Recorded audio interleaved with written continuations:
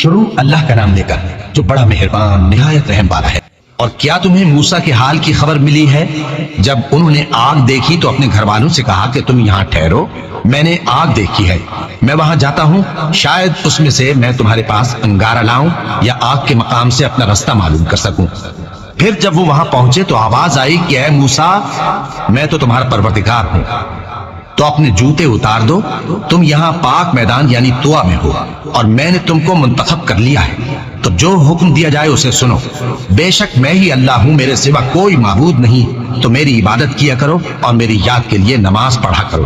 قیامت یقیناً آنے والی ہے، میں چاہتا ہوں کہ اس کے وقت کو پوشیدہ رکھوں تاکہ ہر شخص جو کوشش کرے اس کا بدلہ پائے، تو جو شخص اس پر ایمان نہیں رکھتا اور اپنی خواہش کے پیچھے چلتا ہے کہیں تم کو اس کے یقین سے روک نہ دے،